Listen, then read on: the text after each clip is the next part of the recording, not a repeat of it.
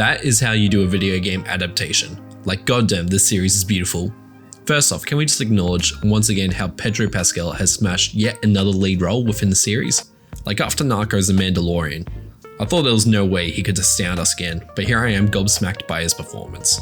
Anyway, enough rambling, let's go and see how this show managed to properly convert the medium of video games to the silver screen. But first, let's take a look at some good examples of adaptations. Ah yes, very good. And some bad. Yeah, that's pretty awful. But what exactly makes these adaptations bad, and these ones good? And how did we end up in this position? Well, the year is 1986. The NES has single-handedly saved gaming, and it is the new cool thing on the block. And the largest demographic for these machines are children.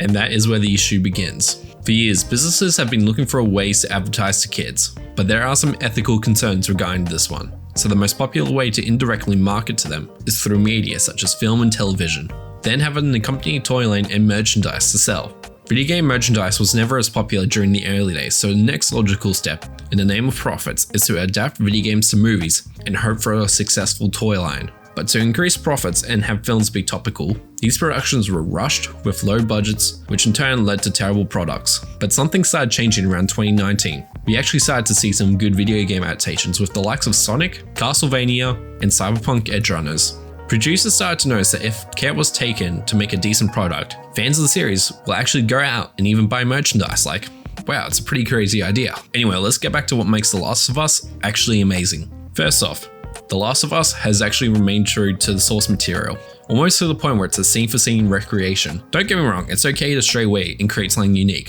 But for many studios, this means losing the essence of the series, which can be seen in such creations as Monster Hunter, which honestly still leaves me wondering if this is meant to be another film entirely and just got rebranded. Like, why is there military here? But going back, watching Joel and Ellie, it feels like they're ripped straight from the game.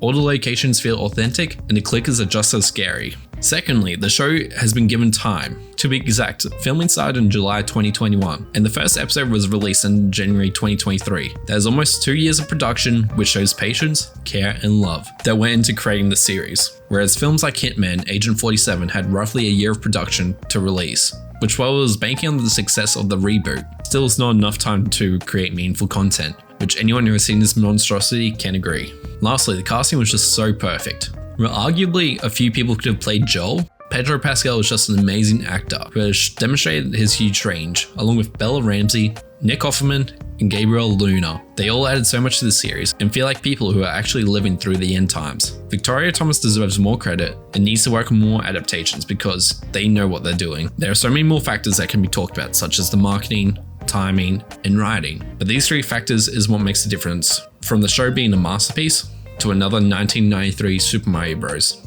And as always, good luck, have fun.